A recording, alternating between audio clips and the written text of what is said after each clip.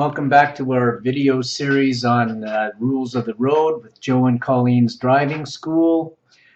It is a hot day here in Winnipeg, Manitoba, and man, oh man, if I wait a whole lot longer to do these videos, then it'll be too late because I'm going on holidays next week. So looking forward to that. We are planning on launching this website about a day before I get back. That'll be near the 21st, 22nd of July, something like that. Today's the 4th of July, so happy America Day is Independence Day. Yeah, that's what they call it down in the States. So to carry on with our lessons here today, on this lesson anyway, we're going to be talking about stop signs. Now, when I take a person in the vehicle with me, I have a big black binder full of pictures and notes and all that kind of thing. And I just want to show you, I have a lot of the Manitoba Driver's Handbook, and here it is. I have some of these pages blown up. Now, this is the book that you would have studied from in order to get your learner's permit. And so I found it wise to just copy and blow up some of the pages in this book and include them in my binder. That way, whenever we need to pull over to the side of the road and discuss a rule or something, it's right there.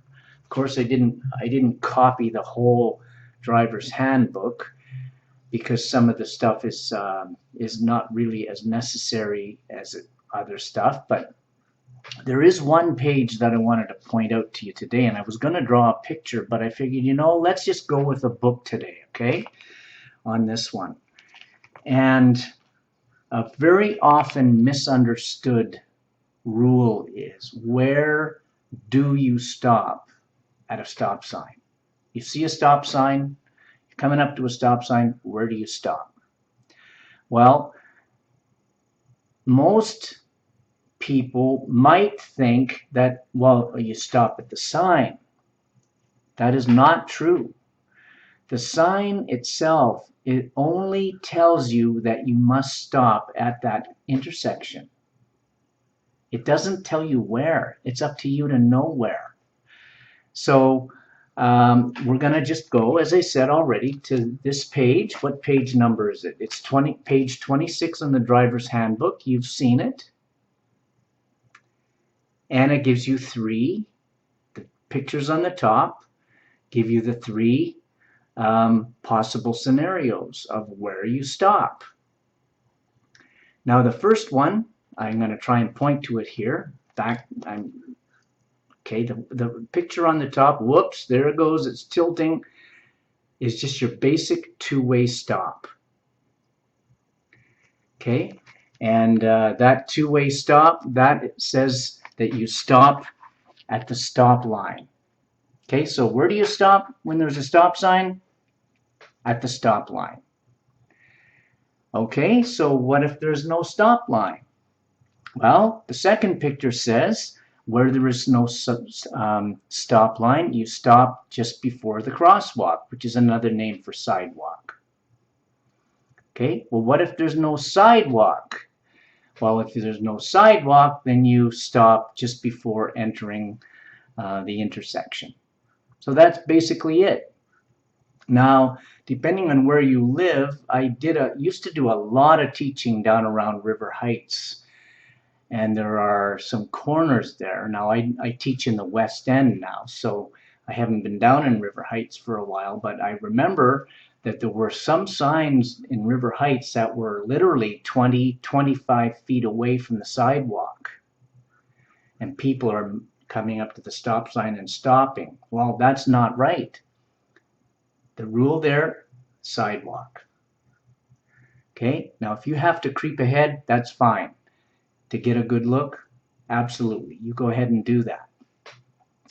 Okay, so another thing about stop signs is if there's a four-way stop and everybody coming must stop. Okay, so we just finished talking about positioning. Hopefully I made myself clear on where to position yourself for a stop. Now we're going to talk about timing.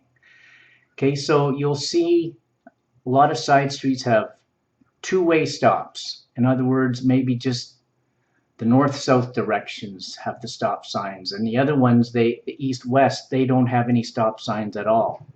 There's those kind of stop signs, two-way stop signs, and then there's other places that have four-way stop signs, and in other words, everybody coming to that intersection has to stop. And whenever it's marked, whenever there is a four-way, there's always a rectangular sign underneath the octagon that says four-way. And if it's a T intersection, it'll say three-way. So what do you do in a case like that? Well, when there's a four-way stop, everybody got to think about this for a second. Everybody coming to that stop sign should stop. And I see it so often that people, my students, they say, "Can I creep ahead at a stop sign?" And I say, yes, of course you can creep ahead if you can't see. But that's only for the two-way stops. Because at a four-way stop, they're all wide open. There's no need to creep ahead. And why would you need to creep ahead if all the other cars are stopped as well? Okay, so yeah, you got to be in the car and you got to fine-tune that. Like I say, you know, everything has to be fine-tuned in the car. What else can I say about a four-way stop? You just take your turn. Now, the book does say that if two or more vehicles arrive at the same time, the vehicle on the left should yield to the vehicle on the right. Okay, let's decide on this. If you get there exactly the same time as somebody else, I just say wave them on. Just wave them on and let them go. All right, that's what I recommend. That's what I would teach anyway. Now, some other teachers might start applying the rule, and good for them, and that's great. But you know what? Why not just let the person go? Okay. So that's a little bit about stop signs for us. Next thing I want to talk about is, let me see, interpreting the meaning of share the road. So when you're driving on a side street with parked cars, who has the right of way? Suppose there's parked cars. You're driving down, parked cars are on your side, somebody else is coming the other way. Who has the right of way? And in the most instances, the person who has the parked cars, they just kind of move in a little bit, wait for the other person to come by. That's right. I'd say 80 to 90% of the time that's what we do, just out of courtesy. But that's not really the law. The law doesn't say we have to do that. The law says we have to assist one another to pass. So I can slow down for the other person coming my way. And you know what? The other person could probably slow down for me too. It's all in the way we do it.